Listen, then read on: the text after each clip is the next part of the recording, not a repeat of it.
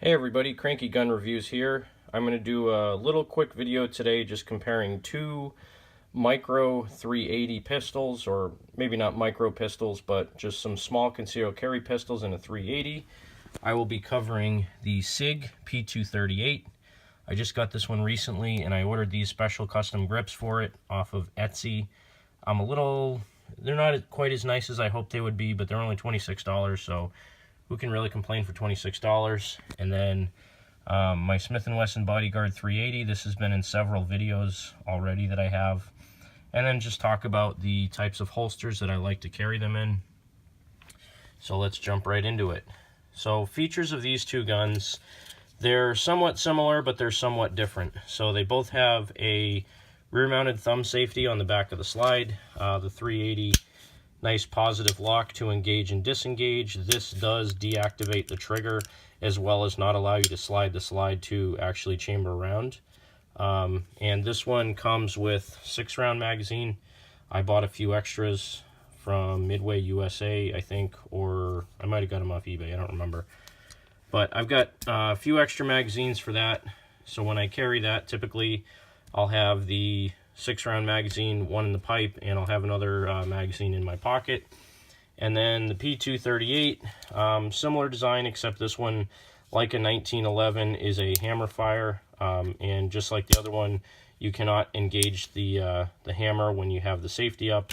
This does not have a decocker built into it like some do, but it has a real positive engage and disengage in it, and it is clear. I already checked it, so I can lower the hammer. First impressions on both of them, they both fit the hand really well. The Bodyguard 380 has this little pinky extension on the magazine. I always leave it on. It does make it nicer to hold, so your ring finger kind of wraps around the point of this, if you will, and your pinky naturally goes under it. Fits really good in the hand. I have no problem shooting this.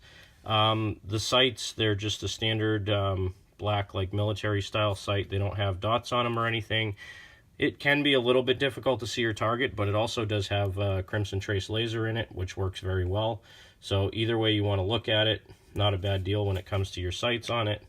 And I usually carry that one a lot at night just because it has the laser on it. So easy to see what you're shooting at if you ever did need to use it, which I hope and pray that I never have to.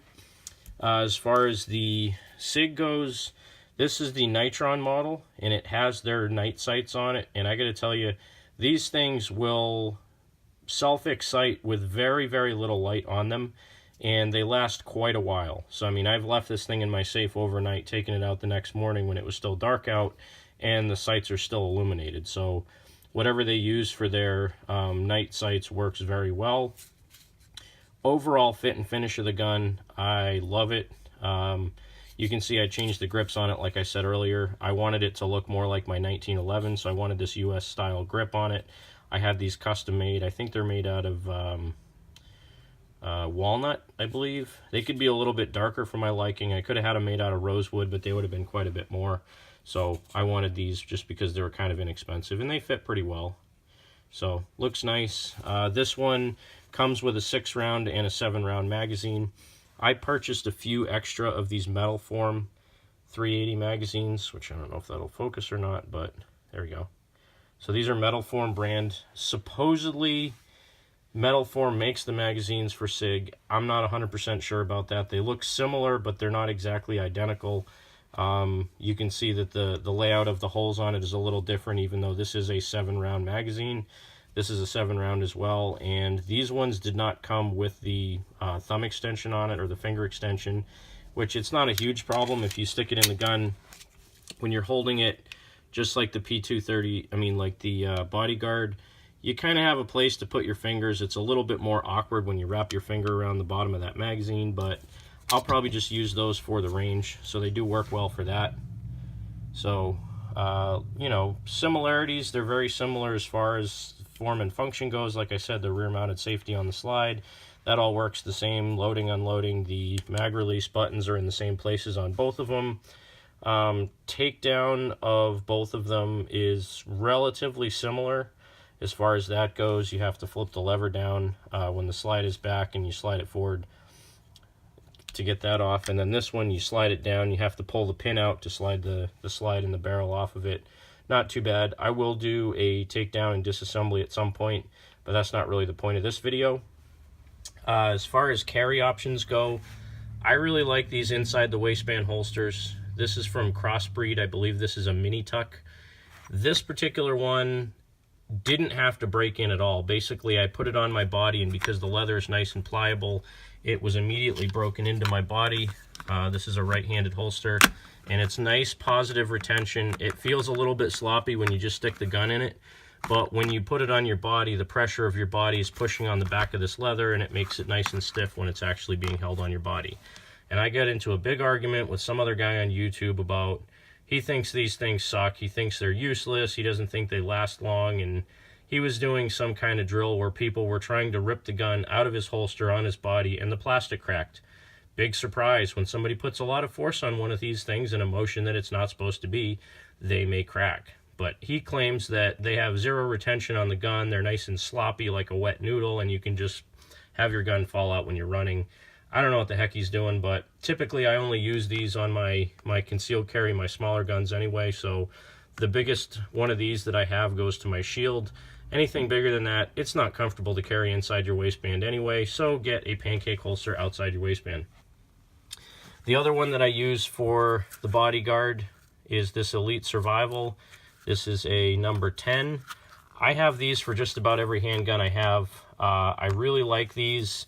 They're not super stiff. I believe some of them do have a stiffener in the top. This one feels like it does. They're ambidextrous, so you can put the clip on either side. You can get them with or without a thumb brake on them. That's what this Velcro here is for. They come with a thumb brake that you can take off.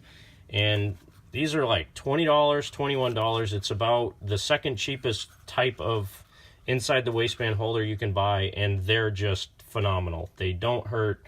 When you put them on, you don't even realize they're there, so I highly recommend Elite Survival. I've used these, again, I have one for my shield, I have one for my SD9VE, I have this one, and believe it or not, the one for my SD9VE also fits my SR22P, and if I really wanted to carry my Beretta in it, I could carry my Beretta in it, but I have a pancake holster for the Beretta. I'll do a review on that at some point as well.